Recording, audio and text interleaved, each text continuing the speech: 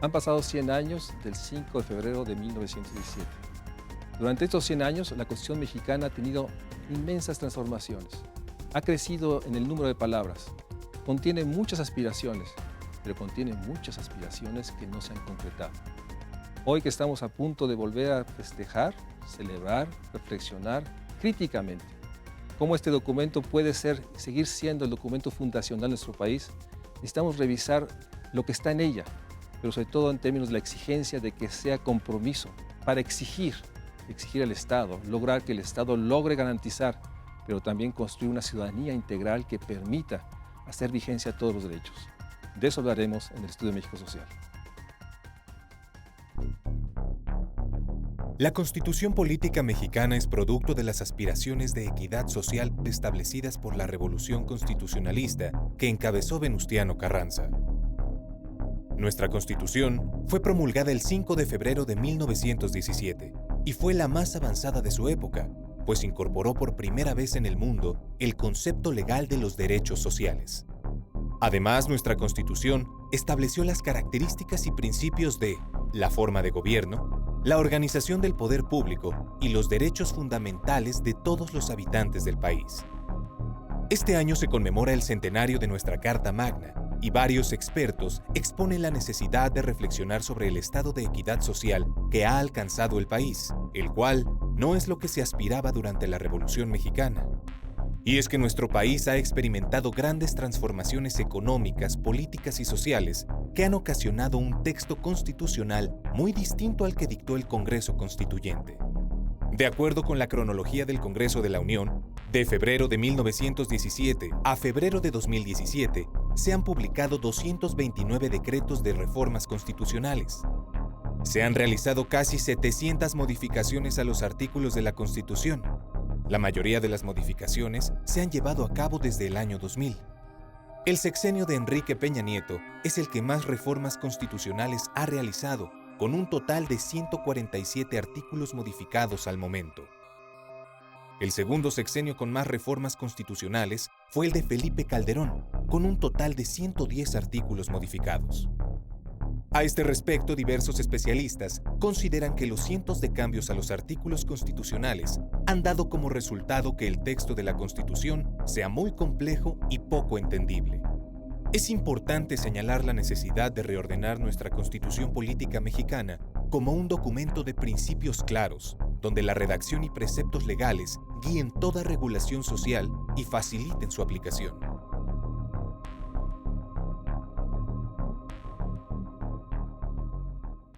En unos días, el país tendrá que hacer un alto, una reflexión para pensar 100 años de la Constitución mexicana. Finalmente, 2017 está aquí y en esta sensación de incertidumbres, de grandes malestares, no podría ser más anticlimático esta reflexión. Por eso le agradezco mucho a Miguel Carbonell, un querido amigo, un experto constitucionalista, que nos permite hacer este recorrido, cómo llegamos a este momento constitucional. Más allá del entorno, un entorno, nuevamente insisto, anticlimático, parecía ser que menos oportuno hacer una reunión muy lejos de la celebración, pero sí de reflexión. Pero me gustaría que nos ayudaras a entender este recorrido de 100 años. Partamos de este momento fundacional de un régimen, el grupo triunfante de la Revolución Mexicana, que logra un acuerdo político y después surge un gran ritual. Y la Constitución mexicana 1917 es ponderada y creo que no había discursos oficiales que no se refirieran como el gran documento. Miguel, muchas gracias por estar. Llévanos a esta etapa. ¿Cómo podríamos, en esta primera noción, realmente la Constitución en su momento fue el gran pacto social, el gran acuerdo político? Lo fue y creo, Mario Luis, que se debe al genio de Carranza. Venustiano Carranza, en ese liderazgo del grupo que emerge como triunfador del proceso revolucionario de inicios del siglo XX, pues se plantea el tema de la legitimidad. ¿Y ahora qué hacemos? ¿Ahora qué sigue? Hubo una lucha armada, hubo facciones, bandos enfrentados, hubo muchísimos muertos en el país, pero a la hora de instaurar un régimen, ¿con base en qué? ¿Cuál es el apoyo? ¿Cuál es la fundamentación para lo que seguía para el país? Y creo que Carranza, finalmente un hombre de letras, finalmente un hombre con una formación intelectual y con buenos asesores, porque los tenía, dijo, pues la ruta es la ruta jurídica. Hay que empezar a crear un régimen, lo definiste muy bien, un régimen apoyado en una constitución. Para ello se convoca a este Congreso Constituyente que se lleva a cabo en el Teatro de la República, en la ciudad de Querétaro. El propio Carranza da un discurso magistral, una pieza oratoria de altísimo nivel el 1 de diciembre de 1916 en la sesión inaugural de los trabajos del constituyente, y a partir de ahí creo yo que se genera una discusión muy, digamos, de altura en cuanto al tipo de diseño constitucional que este país necesitaba. Por ahí hay debates muy buenos sobre las facultades del presidente. Me acuerdo mucho esta frase del diputado constituyente Pastrana Jaimes, que alerta de que se le están dando demasiadas facultades al presidente. Dice, estamos creando algo así como lo que es en España un rey, una especie de monarquía por tantas facultades. Pero Carranza pensaba, y esto es algo que ha explicado muy bien en sus libros Arnaldo Córdoba, en algunos análisis clásicos, pensaba que se necesitaba un liderazgo fuerte para plasmar los ideales de la revolución. Pensemos, derechos de los trabajadores, propiedad comunal de la tierra a través de la figura del ejido en el 27, toda la lucha contra el latifundio y contra el régimen de propiedad que existía en el porfiriato, y eso requería liderazgos. Y luego la unificación del país, la paz impuesta en las siguientes décadas a partir de una figura de unificación nacional que era el presidente, apoyado en la Constitución. En ese sentido, sí habría, digamos, de arranque, un inicio, la enorme convicción que la cuestión del 57 no podía, digamos, proseguir en su manera y había que reformarla. Y algunos expertos han sostenido que lo que se hace es, sobre el 1857, construir esta nueva acuerdo político en base a una parte que quisiera subrayar, la noción clara que en términos de política se necesitaba un eje, una estructura que, en términos específicos, Ejecutivo Federal, el presidencialismo, y esto fue un debate, pero en el fondo el debate coincidió en términos de sí construir una figura central que articulara a los otros. Ahí hay el tema que me gustaría que nos llevaras. ¿Cómo llegan los constituyentes? Este proceso de quiénes son los constituyentes, o sea, cómo se eligieron, cómo llegaron ahí. Hoy que tenemos el reflejo de la Constitución de la Ciudad de México, ha habido un debate de quiénes son los que deben estar en la redacción de la Constitución. ¿Cómo lograron en ese momento, hace 100 años, una representación de facciones, de grupos que estuvieran sentados digamos, en Querétaro? O sea, este proceso previo, ¿cómo nos lo podrías describir? No, fundamentalmente la integración del Congreso Constituyente en Querétaro es lo que llamarían los escritores del Federalista en Estados Unidos, los que relataban la Constitución de Filadelfia y cómo nació, una integración de facción. De facción en el sentido de que el grupo carrancista pues agarró los asientos y dijo, este es mi proyecto, nosotros somos el grupo ganador, y los demás grupos pues realmente no tuvieron mucha voz y mucha presencia. Recordemos que era un México muy diferente al que tenemos hoy en día.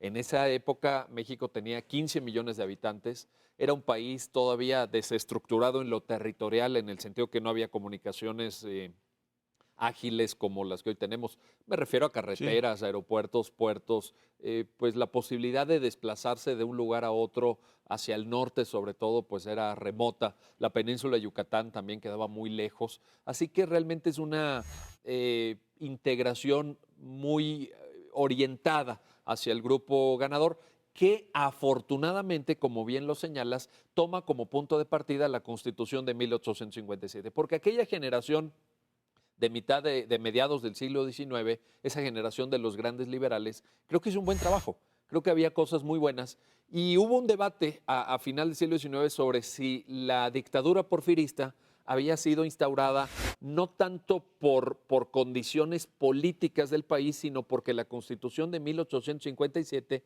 no había permitido gobernar. No había permitido gobernar bien y entonces alguien dijo, bueno, entonces la responsabilidad de Porfirio Díaz en la instauración de este largo periodo en el que estuvo él como presidente, pues tiene su origen, la semilla, en una constitución disfuncional, en una constitución que no sirve. Por eso llama mucho la atención que saliendo de un proceso revolucionario que lucha contra una dictadura, contra la presencia de un presidente muy fuerte, plasma en la Constitución una presencia igualmente fuerte, nada más que juridificada y con la regla de los límites a la presencia del Ejecutivo, este mandato de no reelección que inspiró la lucha de Madero, por ejemplo. Pero ciertamente ahí queda y sobre esa base, también ya lo señalaste con mucho tino, Mario Luis, sobre esa base se articula el régimen político. Es una constitución presidencialista. Eso, Desde su origen. sí, así fue diseñada. Luego se matizó, también hay que decir que pues, las facultades del federalismo, el propio municipio que también va cobrando importancia, pero en su origen el que lleva la voz cantante es el presidente de la República.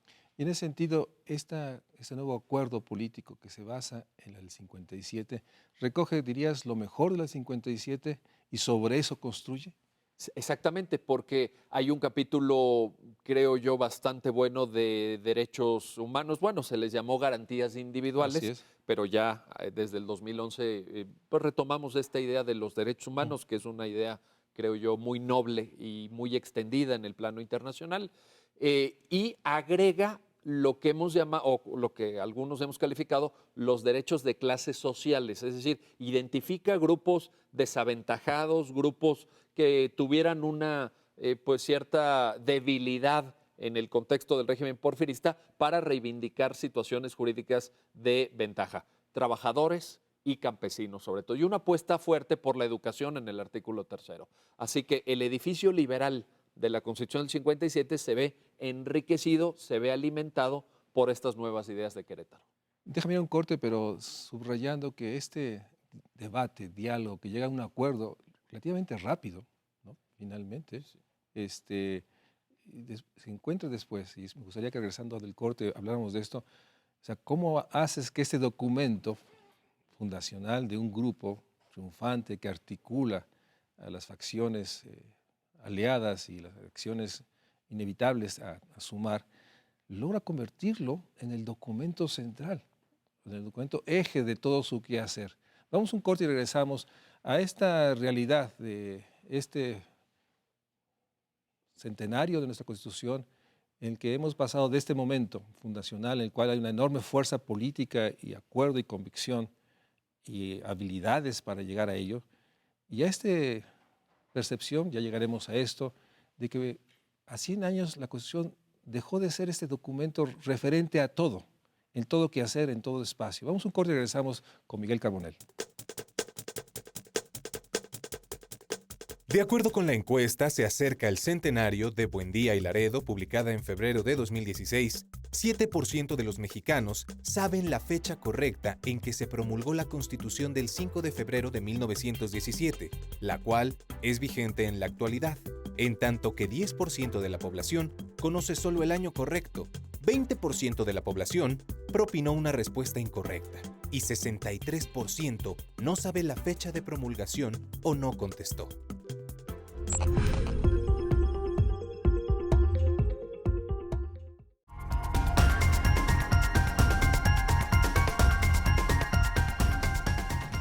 Regresamos con Miguel Carbonell para seguir hablando de algo que me decía aquí en el corte, que creo que debe ser el eje. Hay algo que celebrar o reflexionar en términos de logros del país, y en ese sentido, por eso me gustaría seguir en este recuento histórico. Una vez, digamos, pactada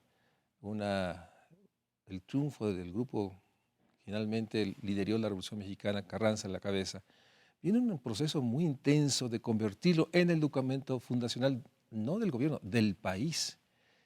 Y parecía ser que de una manera vertical, pero con una enorme capacidad, a partir de ese momento, 17, no hay discurso, no hay evento en el cual no se refieran. Y durante muchos años, fue un constante esfuerzo intentando contener, más bien expresar que en ese documento estaba el proyecto de país, no había otro. ¿Cómo podríamos ir a esa etapa del 27 o del 20 al 40 en que hay una enorme energía, pero también una enorme disciplina? Se va institucionalizando el régimen postrevolucionario. Esto es, se van construyendo las instituciones, se va asentando un poder político que pasa de un régimen militar a un régimen progresivamente, poco a poco, no en la primera etapa, pero poco a poco a un régimen civil. Los militares gobiernan durante la primera etapa y luego ya lo van pasando a civiles, y es el momento en donde México tiene que construir estas instituciones, es el momento en donde se tienen que poner en práctica los mandatos de la Constitución, por ejemplo, el reparto de la tierra, la construcción práctica de los ejidos, con todo lo que ello comporta en términos de relaciones económicas, políticas, sociales, en un país todavía fuertemente rural, porque ese México era un México donde el 75% de la población vivía en el campo y del campo, por cierto. Entonces el régimen de tenencia de la tierra era un tema absolutamente básico, pero es el momento en que se construyen las instituciones y el discurso político, el eje rector es el que mencionas. Esto es el documento referente, la constante ideología de la Revolución Mexicana contenida en esta Carta Magna de Querétaro, que de todas formas se revela como la muleta o como el apoyo o como el sustento de un régimen. Esto hay que decirlo con todas sus letras, porque no estamos en ese momento, todavía de las primeras 4 décadas del siglo XX, en un México ni plural, ni pluripartidista, ni donde hubiera opciones políticas. No, había un verticalismo total. Absoluto. Un país homogéneo en lo cultural, una sola cultura nacional, homogéneo en lo político, un solo partido, un solo modelo de país. O sea, el Estado era el gran realizador del todo. Y en este proceso surge con una fuerza este adjetivo, es la primera constitución social del mundo, incluso se llega a sostener, y que incorpora esta síntesis de aspiraciones o demandas sociales, reparto de la tierra, el artículo 3 de educación a todos, gratuita, laica y obligatoria, el artículo 123 con toda la enorme carga que trae en términos de reivindicar los derechos laborales, y llega a esta parte en la cual esta manera de adjetivar justicia social para todos. Parece ser que de 20 a 40 la Constitución se vuelve en este documento no solo en términos de un pacto, sino una plataforma política para hacer política, y todo empieza a agruparse ahí. Este proceso a los 40, el general Lázaro Cárdenas como digamos la expresión más clara de una convicción de cumplir el acuerdo y el pacto social, empieza a partir de los 50, es un proceso en el que la Constitución empieza a tener intensas reformas. La pregunta es a partir de estos años que empieza a haber estas reformas al texto original, porque después genera un proceso muy largo de reformas. ¿Dónde ubicamos un proceso en que empieza a haber, digamos, acuerdos del poder y que se manifiestan siempre en acuerdos, en cambios en la Constitución? Yo creo que el momento que señalaste es un momento fundacional también para el proceso de modificaciones.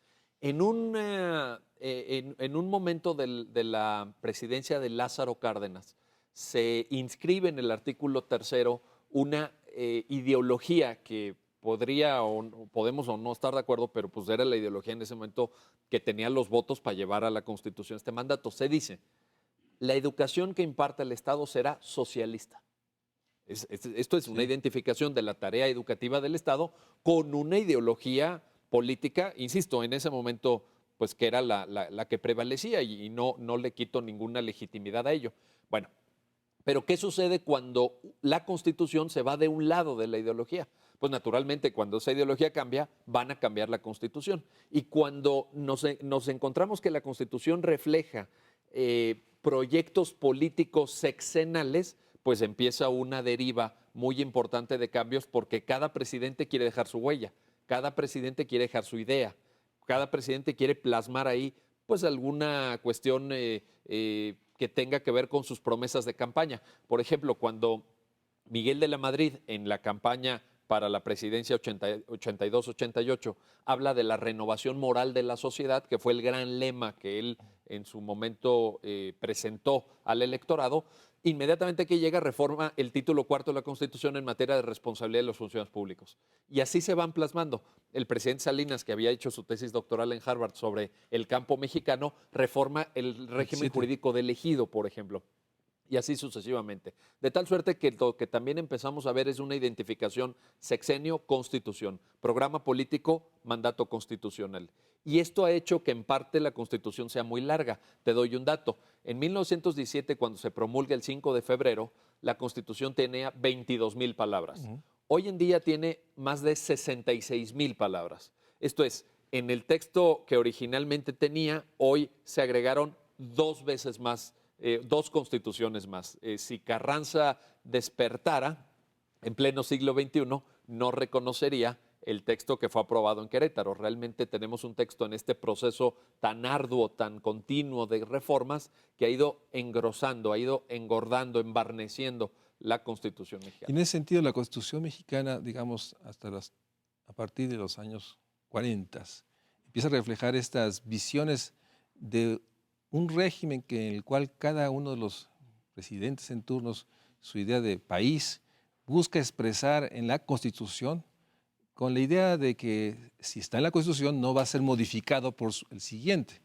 Algo que parece ser que ha sido continuo, esta enorme obsesión de modificar la Constitución para dejar ahí plasmado su proyecto, legítimamente en términos democráticos, pero su proyecto. El siguiente llega y lo modifica y ha habido esta extensión gigantesca, pero en este proceso hay una parte que yo no logro identificar. La Constitución sigue siendo 40, 50, 60, 70, el gran elemento del discurso oficial. Y tengo la impresión de que para la población general había una noción de que la Constitución mexicana reunía el proyecto de país. Algo pasó en un momento que la Constitución deja de ser el reflejo de que ahí está el proyecto de país, que ahí está lo que mi aspiración muy personal, de mía y mi familia, requiere, está ahí.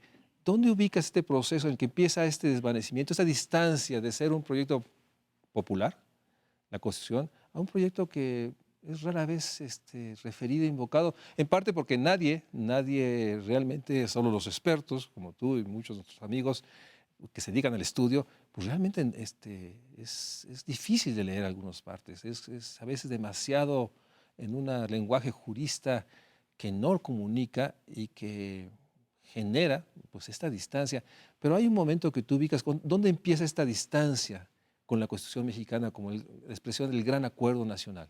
Yo creo que en los años 70 del siglo pasado, porque así como se identificó en ese primer tramo de los 20, 30, 40 a la Constitución como parte del programa o como reflejo de un programa político, me parece que a partir de los 70 se usa como sucedáneo de lo que el Estado ya no puede proveer. Es decir, cuando el Estado ya no puede proveer un buen programa de vivienda, ¿qué se hace en 1974? Se pone el derecho a la vivienda en la Constitución. Cuando el Estado no puede proteger a las mujeres, ¿qué se hace? Se dice que las mujeres y los hombres somos iguales ante la ley. Cuando el Estado está viendo el desmoronamiento por parte de la crisis, por efecto de la crisis económica del régimen de salud, que se hace en el 83, se pone en la Constitución que todo mundo tiene derecho a la salud y que el Estado proveerá lo necesario para asegurar este derecho. Entonces, ahí obviamente la gente, pues al principio a lo mejor sí se lo creía, pero yo creo que ahorita ya dejó de creérselo. Es como esta última reforma al Sistema Nacional Anticorrupción que tú has analizado y tocado y comentado, en donde dicen, hay un enorme clamor popular en contra de la corrupción de los políticos y de la corrupción de los partidos y no les creemos. ¿Qué hacemos? Vamos a reformar la Constitución. Bueno, pues eso verdaderamente es una burla, es una risa, porque nadie cree que se tomen en serio ellos mismos este proyecto de reforma, cuando lo que había que hacer era hacer buenas investigaciones penales, documentar los abusos y meter a la cárcel a quienes han robado dinero de los ciudadanos. Entonces, yo creo que en ese momento de los años 70, donde el Estado mexicano aparece cada vez más impotente para llevar a cabo su programa, se usa la Constitución como sucedáneo, se usa la Constitución también para intentar darles, y lo digo de manera respetuosa, pero lo tengo que decir con dos letras, para tratar de darles golosinas a los partidos de oposición. Y entonces vienen una serie de cambios en el ejercicio de la política, en los mecanismos de acceso al poder a través de las elecciones, en donde también el régimen empieza a distribuir ahí pues los plurinominales, el acceso a prerrogativas para los Sí. partidos políticos, el apoyo para las campañas, en el ánimo de fomentar el pluralismo que desde luego en 1976, por ejemplo, estaba totalmente quebrado. Recordemos que en esa elección presidencial compite un solo candidato, que es José Entonces, López en ese Portillo. proceso, ante la enorme dificultad de transformar la realidad y realizar procesos, digamos, de transformación, parece ser que el recurso de modificar la Constitución, con un Congreso que en esas épocas era mayoritariamente del régimen en el gobierno, era un asunto muy retórico y de alguna Retórico. manera permitía hacer el gran evento en que ya que está en la Constitución y después vemos cómo lo articulamos. Y en esa manera empieza a surgir esta distancia de que, no obstante, está en la Constitución, hay una enorme realidad, lo que llama el PNUD una crisis de estatalidad, un Estado que no puede cumplir las leyes que se ha dado a sí mismo, las normas que se ha dado a sí mismo. Y ahí empieza este proceso de distanciamiento, más lo que bien nos dice Miguel Carbonell, de una extensión gigantesca, en el cual empieza a ser hasta un asunto que los gobiernos en turno festinan y aducen como una muestra de logro. ¿Cuántas veces modificaron la Constitución cuando ha habido países que han sido modificaciones muy puntuales y no han hecho esta transformación de este documento esencial para un Estado, para un país como México? Vamos a un corte y regresamos para seguir hablando. A 100 años de la Constitución, el enorme proceso de cambios, transformaciones, que no obstante ha logrado esta estructura mínima de bienestar que tenemos, sí ha habido un proceso de distanciamiento con respecto a la política y lo político que también está contenido en la Constitución. Vamos a un corte y regresamos aquí al Estudio México Social.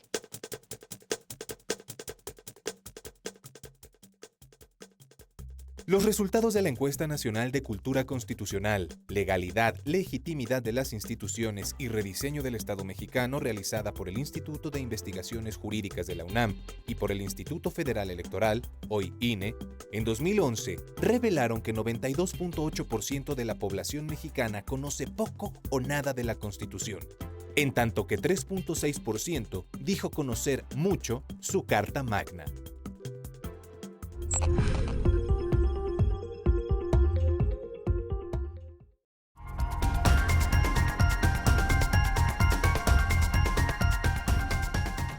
Miguel, en este proceso de reformas, adiciones, cambios, algunos con una enorme claridad en términos de tener una visión que no sostenía el nuevo presidente en turno, el caso, ya digamos, didáctico de la modificación al tercero que hizo Lázaro Cárdenas, que de inmediato fue transformado en el siguiente gobierno. Pero si te pidiera que, ¿cuáles, en esta búsqueda de los vasos medio llenos y vacíos, cuáles reformas tú podrías sostener que fueron reformas no solo necesarias, que más allá de ser sucedáneos lograron sí transformar y generar equilibrios o nuevos acuerdos? Creo que hay un número que maneja Diego Valadez de número de reformas que ha habido, ¿no? En esta extensión, casi más de 100 reformas ha habido, decretos, etcétera, de cambios. ¿Cuáles serían aquellas reformas a la Constitución que tú sostendrías en términos que fueron positivos, sí realmente transformados, sí también lograron, digamos, un país que por lo menos busca y logra cumplir garantía de derechos? Déjame, si me permites, María Luis, poner en el contexto de la reforma constitucional como figura dónde está México. La Constitución norteamericana, la Constitución de Filadelfia, es de 1787. Esto tiene más de 220 años. Y ha tenido 27 enmiendas. Allá le llaman enmiendas, pero a lo largo de 200 años ha tenido 27 enmiendas. Otro ejemplo, la Constitución española, la Constitución que surge con posterioridad a la caída del régimen del dictador Francisco Franco en 1978, ha tenido 3 modificaciones. 3 modificaciones en estos casi 40 años. En México, en estos 100 años, la Constitución ha tenido más de 700 modificaciones. Simplemente a través de 227 decretos de reforma, un decreto puede incorporar varias modificaciones. Simplemente en una numeralia que está en la página web de la Cámara de Diputados del Congreso de la Unión, se refiere que el presidente de la República, si lo contamos por periodo presidencial, el periodo presidencial que ha tenido más reformas a lo largo de estos 100 años es el periodo de Enrique Peña Nieto. En los 4 primeros años del sexenio de Enrique Peña Nieto se han modificado 147 artículos de la Constitución. Quienes nos están viendo seguramente digan, ¿cómo se van a ver modificados 147 artículos si la Constitución tiene solamente 136? Porque hay varios artículos que se han modificado en diversas ocasiones. Esto es, ha habido retoques una vez, otra vez y otra vez, como si no hubiera un proyecto claro de qué es lo que hay que poner, qué es lo que hay que quitar, etcétera. Entonces, sí hemos tenido una reformitis constitucional, un poder reformador motorizado. ¿Excesivo? Probablemente sí, porque en términos de derecho comparado no se justifica. Y excesivo porque se ha ido a demasiado detalle. El problema de meter una constitución con muchos detalles es que cuando cambia 1 milímetro la situación política o la coyuntura, tienes que ir a un régimen constitucional. En México hay cosas que están en la Constitución que en ningún otro país del mundo están ni deberían estar. En México tenemos constitucionalizados los parques, por ejemplo. Tenemos constitucionalizado en el 115 el drenaje. Tenemos... bueno, hasta una cuestión hasta anecdótica, ¿verdad? El aguamiel, conocido popularmente como pulque, está mencionado en la Constitución, la cerveza, cerillos y fósforos, el drenaje está, o sea, dice uno, a ver, ¿y la Constitución tiene que hablar de cerillos y fósforos? ¿Tiene que hablar de la cerveza? En esa obsesión de tratar de que todo esté ahí para que no sea modificado, se ha cargado. Y en este proceso intenso, exhaustivo, en el cual nuevamente está esta parte, déjame cerrar esta mención que haces. Pareciera ser ante estos números que ha sido demasiado fácil la transformación de la Constitución, pero tiene que ver finalmente el equilibrio de los partidos, ¿no? O sea, en la Cámara, para modificar la Constitución, corrígeme, se necesitan 2/3 partes. Así es, 2/3 partes de los miembros presentes, más la mayoría de los congresos en las entidades federativas. Ese es el procedimiento para reformarlo. Y la fuerza del presidencialismo mexicano ha sido tal que ha logrado, durante estos 100 años, este número de modificaciones, que habla también de la digamos, la expresión política de la distribución del poder. Parece ser que todos acuerdan, son 2/3 partes, o sea, nadie de los partidos puede desligarse de este proceso, o sea, todos han tenido que, lo digo en términos de lo más positivo, ha tenido que negociar, convenir los cambios que nos han llevado a esta Constitución de más de 100 modificaciones. Sí, no, y a partir de los años 80 también hay que decirlo, Mario Luis, con todas sus letras, para hacer justicia a lo que ha sido, se han incorporado muchas banderas que ha reivindicado la oposición. También, así como dije que al inicio de este tránsito del centenario, pues había una constitución que era un fiel reflejo del régimen político que se estaba instaurando en los años 20 y en los años 30, también es cierto que hoy hay banderas de la oposición, en particular del Partido Acción Nacional, del Partido de la Revolución Democrática, en el texto de la Constitución. Por ejemplo, para poner un ejemplo muy puntual, en el artículo 41 hay una prohibición de propaganda negativa, de que no pueda haber, digamos, esta publicidad que afecte a la reputación de los candidatos, en fin. Bueno, eso fue producto de la álgida campaña del 2006, en donde hubo manifestaciones muy fuertes contra Andrés Manuel López Obrador. Y el PRD dijo, pues que se ponga en la Constitución que no va a haber campañas negativas. Bueno, se puso en el artículo 41. O sea, en la lógica de que hoy estas reformas también, como bien lo mencionas, tienen que generarse a partir de acuerdos, a partir de voluntades encontradas y de un terreno común entre los partidos, porque ya no es la Constitución del régimen. Sí, ya es la Constitución del México plural, del México pluripartidista que vivimos y en buena hora. ¿Ha habido reformas buenas? Sin duda. ¿Necesarias para modernizar al país? Desde ¿Cuál luego. serían para ti, digamos, en un rápido recuento, reformas no solo buenas, necesarias, importantes, que han transformado la realidad y que nos dan finalmente esta noción de ser un Estado que, pese a todo, todos los contextos, es una nación que puede enfrentar, yo digo, todos los retos, aún los presentes?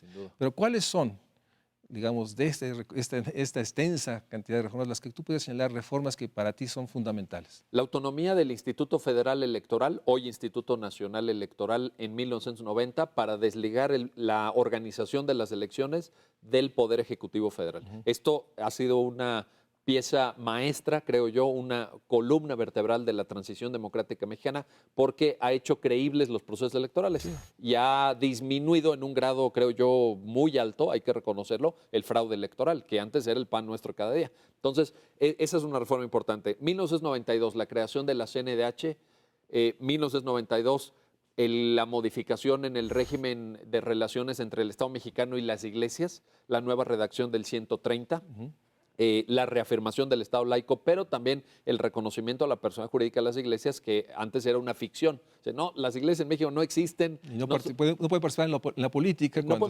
pueden dar educación, no pueden hacer nada porque no existen, no tienen persona jurídica. Bueno, pues realmente era una ficción. Todos sabíamos que había escuelas pues con una ideología, en fin, y que había templos y que Así había y el credos. activismo político de la Iglesia católica, sobre todo, pues era más que visible. Entonces, bueno, ahí hubo una reforma al ejido, que también estaba agotado el ejido, que había mermado la productividad del campo mexicano, y en un contexto donde se acercaba el Tratado de Libre Comercio, el presidente Salinas pues planteó esta reforma al 27. En el año 1994, el presidente Zedillo impulsa una reforma importante para la Suprema Corte, reconfigura la Corte, crea el Consejo de la Judicatura Federal, el número de ministros baja de 25 a 11, se crea la acción de inconstitucionalidad, se mejoran las controversias constitucionales como mecanismos de defensa constitucional, y para no alargar mucho este recuento, pero bueno, luego surgen otros órganos constitucionales autónomos. En 1993, la autonomía del Banco de México, por ejemplo, la incorporación de los principios del derecho de acceso a la información en el 2007, el reconocimiento a los derechos humanos y la constitucionalización de los tratados internacionales en materia de derechos humanos en el 2011. En fin, yo creo que ha habido... Y la gran reforma del artículo primero. La del 2011, precisamente, la reforma de derechos humanos, los derechos humanos que nos lleva al constitucionalismo del siglo XXI. Realmente es el momento de que nos plantea un nuevo constitucionalismo del siglo XXI. Sí. Déjame ir un corte y regresamos, porque en esta última espacio del programa me gustaría 100 años. Déjame ir en la parte de en un escenario que tú digamos necesario, importante. ¿Qué debió haber pasado durante los meses previos para esta fecha? ¿Qué te hubiera gustado que pasara y qué no pasó? Y tratando de reflexionar de que, no obstante, seguramente, ya lo sabemos, habrá seminarios, reuniones, eventos políticos, grandes discursos, pero no sé si eso es suficiente en términos de tu visión. Vamos a un corte y regresamos para seguir hablando de esta realidad. Estamos a unos días de que el país entra en un proceso de reflexionar. 100 años de Constitución, 100 años de país independiente, 100 años de un país que ha logrado sin duda muchas cosas, pero tiene un gran pendiente, el México social. Esta enorme realidad de una enorme precariedad en la vida de millones de mexicanos, la mayoría, y una realidad de nuevas agendas, sobre todo la agenda de desigualdad que se presenta dura cada día y que expresa la exclusión. Aún así, ¿qué debemos recuperar para que la Constitución se convierta en un instrumento de cohesión nacional? Vamos a un corte y regresamos aquí al Estudio México Social. Los datos de la encuesta Se acerca el centenario de Buendía y Laredo, publicada en febrero de 2016, indican que 74% de la población encuestada no supo o no contestó cuando se le preguntó cuál es el artículo más importante de la Constitución mexicana. 10% respondió que se trata del artículo 3º, relativo al derecho a la educación, y 3% contestó que el artículo más importante es el 123, concerniente al trabajo.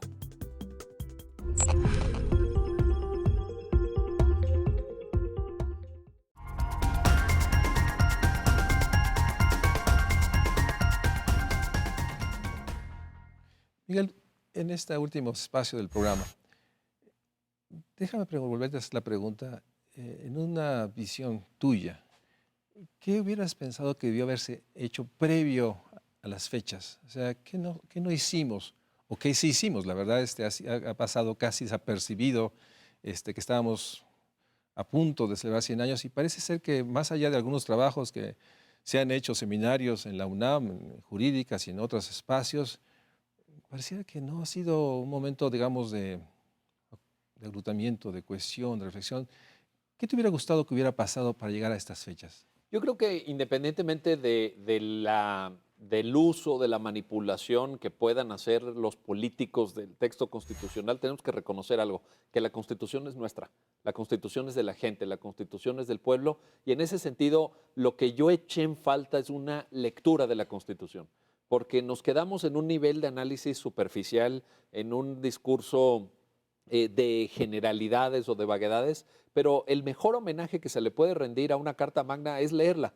No es de lectura fácil, tú por ahí ya lo mencionabas, no es Sí, que sí. pueda cualquier ciudadano así, porque es farragoso el texto, porque no está bien articulado, no es sistemático, es aburrido también, hay unas partes muy, muy retóricas, pero bueno, también es cierto que hay que hacer este esfuerzo porque eso es lo que hay, esa es la Constitución, que no tenemos la Constitución ideal, pero yo eché en falta una lectura de los contenidos de la Constitución. Por ejemplo, hablabas del tema de la exclusión, de la fragmentación. Yo creo que hay que reivindicar con mucha fuerza que el artículo primero, párrafo quinto de la Constitución dice, en México está prohibida toda forma de discriminación. Claro. No se puede discriminar y da una serie de razones que nos deberían convocar, ahí sí, con esa base, a la unidad nacional, a que todos rememos en contra de ese flagelo, en contra de ese ariete que rompe la sociedad mexicana, que se llama discriminación. En eso tendremos que estar todos alineados y eso está claramente escrito ahí. Pero en ese sentido está esta enorme realidad. Recientemente leía un estudio de Belisario Domínguez, el Centro de Reflexión del Senado, que hablaba del enorme desconocimiento. La población no sabe ni siquiera la fecha, mucho menos tiene claridad de que si alguno de sus derechos, o derechos que a ellos les importen, está en la Constitución. Hay una enorme pérdida del civismo en términos de reconocer a la Constitución como la expresión donde puedo yo encontrar lo que requiero para una vida digna, dejar de recuperar esa palabra del siglo XXI. Una vida digna es lo que hoy planteamos desde lo social. En ese sentido, ahí no solo no se hizo la lectura, tampoco se enfrentó esta enorme distancia a lo jurídico, a la norma, al reconocimiento que es la Constitución, el marco superior de este gran acuerdo. O sea, sí ha habido una enorme erosión de convicción en términos de que la Constitución es importante y debe ser. Y ahí el tema es cómo, ya en estas fechas, deja preguntar hacia adelante, ¿qué debería a su juicio suceder en estas semanas de febrero de 2017, 100 años de la Constitución? ¿Qué te gustaría, qué plantearías como un elemento para recuperar reforma o no, recuperar que en la Constitución debe estar el planteamiento del proyecto de país que a todos nos convoque? Y en ese sentido, ¿qué plantearías o qué gustarías señalar en términos de que, desde tu punto de vista, esto debe suceder? No, yo creo que en parte, en muy buena medida, ya está el proyecto de país. Yo creo que lo que hay que hacer es aplicarlo a cabalidad, hay que entenderlo, hay que comprenderlo. Y yo aquí sí haría un llamado a la responsabilidad individual. Yo creo que tiene que ser cada persona, porque si nos quedamos con que la culpa lo tienen los políticos, es que no explican bien, es que no hacen... No, la responsabilidad es de cada ciudadano de salir y comprar su Constitución, leer su Constitución, apropiarse de los derechos que la Constitución le reconoce y valorarlos y incorporarlos como parte de la cultura cotidiana. Ese sí es un ejercicio de responsabilidad cívica. Hablabas de civismo y Sí. yo creo que hay que ponerlo en la mesa. No es culpa del régimen, no es culpa del presidente o de los diputados. Hagamos nosotros nuestra tarea.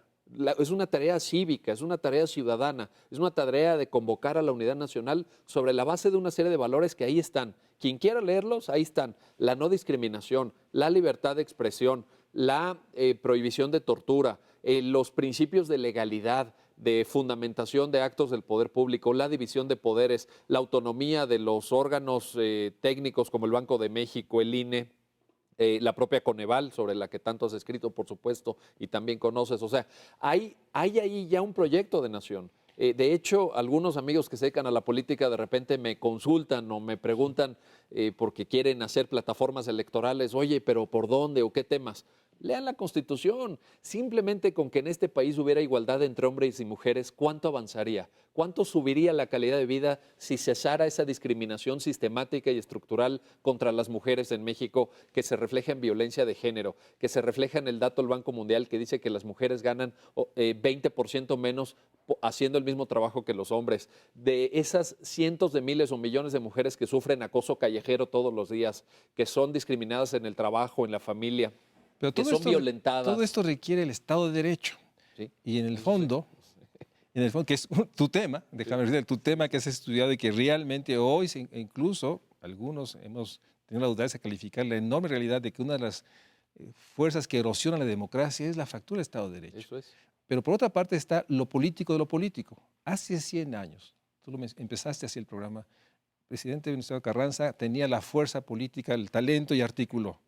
Hoy damos cuenta que el Ejecutivo está en una situación enormemente compleja en términos de, digamos, de capacidad de comunicación. Entonces, yo comparto contigo que eso debería suceder, pero también nos falta desde dónde. Cuando tenemos una erosión de la democracia, una erosión de todos los poderes, un enorme encono con todo lo político y la política, y un enorme individualismo que la gente lo que quiere es resolver su asunto, y tenemos en la otra parte, ¿no? Esta enorme propensión de los mexicanos a no cumplir la norma, Latinbarómetro, para hablar de una. Sí.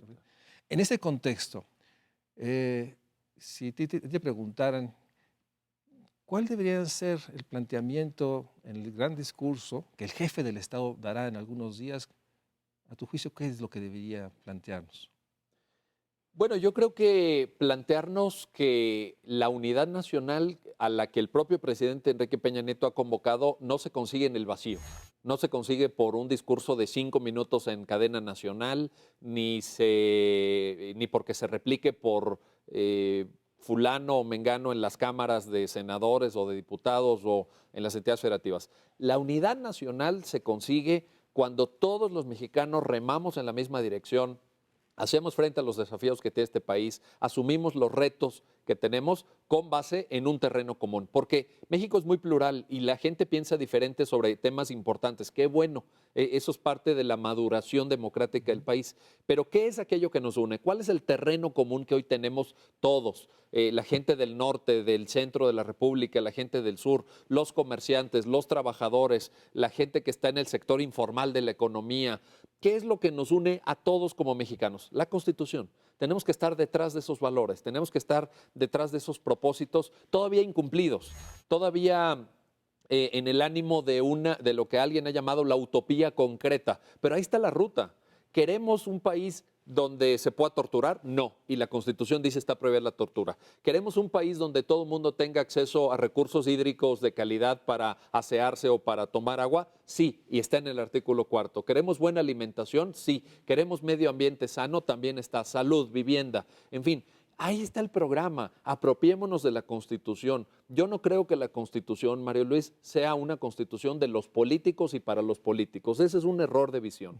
La Constitución es de los ciudadanos, tenemos que hacerla nuestra, tenemos que involucrarnos, tenemos que asumir su lectura, su exigencia inaplazable de que sea aplicada a cabalidad, que cumplan con lo que está escrito en la Constitución, que es la Carta de Todos. La unidad nacional es esa. El terreno común de los mexicanos está ahí en ese documento y es nuestra responsabilidad apropiarnos de él cada día. Entonces, más allá de los problemas de redacción, de su extensión abigarrada muchas veces, de sus contradicciones internas en que usa conceptos diferentes para fines similares, objetivos similares, la realidad es que debería haber una enorme... dejo usar una palabra que el gobierno del presidente Peña ha usado, una cruzada que permita poner en el centro de todo quehacer nacional, empezando por el Estado, los poderes del Estado, que la Constitución sí reúne.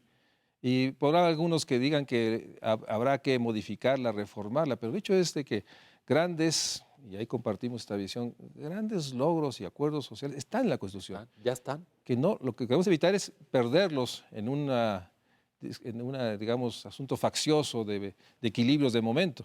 Pero ahí están los grandes planteamientos. Entonces, realmente lo que deberíamos esperar es que a partir de este momento se reconozca, uno, que la Constitución se está desvaneciendo en términos de ser el gran documento que articule la expresión que todos podemos tener garantizada una vida digna si se cumple la Constitución. Dos, un proceso educativo extensivo y la exigencia de su cumplimiento sería la tercera, exigencia de cumplimiento completo de la Constitución. Porque hoy también tenemos esta enorme crisis de estatalidad, una nación, un Estado que no cumple las leyes, pero un Estado que además viola la ley recurrentemente en impunidad. Entonces, ¿estarías de acuerdo con ese planteamiento que lo que debemos esperar es que hubiera este análisis reflexivo, convicción, más allá de festejos, discursos, kermeses, para ediciones nuevas, que seguramente habrá ediciones empastadas que llegarán a muchos. Eso debería ser el planteamiento. Ese debería ser, pero también es cierto que con la clase política tan desgastada que tenemos, con la credibilidad cero, porque está liquidada la credibilidad de los políticos y de los partidos políticos que tenemos, no cabe esperarlo de ellos. Y no solamente porque no tengan legitimidad o porque tengan una legitimidad menguada, escasa y cero credibilidad, sino porque además el enorme poder emancipatorio de la Constitución es algo que creo que los pone en jaque, que los pone contra la pared. Si nos tomáramos en serio la Constitución en México y si la aplicáramos a cabalidad, a los primeros que tendríamos que echar y devolver a su casa es a estos políticos que nos han gobernado, a esta clase política ineficiente, cleptócrata, que ha abusado de los recursos del Estado para beneficio particular. Entonces, ese poder emancipador de la Constitución, esa especie de utopía concreta que podríamos recorrer como país y como pueblo, es algo que a los políticos en un momento dado les puede incomodar y les puede sonar como algo peligroso. Así que los ciudadanos somos los que tenemos que hacer esa tarea. Y en esa edición de Ciudadanos, el papel que tiene las universidades públicas, Sin duda. la Universidad Nacional Autónoma de México, el Politécnico Nacional, como parte, digamos, de la expresión, la mejor expresión de país que podemos tener, tenemos una enorme responsabilidad. Iniciar, desatar, fortalecer las acciones para que todos los que vivimos en las universidades públicas sean los espacios para desde ahí exigir, proponer, demandar, pero también hacer este proceso educativo y recuperar que es la Constitución mexicana, independientemente de los errores que tenga, de su extensión gigantesca, de las enormes contradicciones que puede tener, debe convertirse y debe ser el documento que articule la aspiración de país. Y de ahí, sin duda, retomando lo que bien dice Miguel, no podemos esperar que esta clase política tan desgastada, tan cuestionada, venga del impulso. Somos nosotros, las organizaciones de la sociedad civil, las organizaciones académicas, los grupos sociales, los que debemos realmente recuperar el momento, convertirlo realmente en una estrategia de hacer lo que se necesita, no lo que se puede. Y por eso, Miguel, muchísimas gracias por estar nuevamente en México Social. Un gusto. Seguramente te veré pronto para seguir discutiendo y dialogando de cómo logramos que la Constitución sea el instrumento, la energía para construir el México social para todos. Muchas gracias a todos. Buenas noches.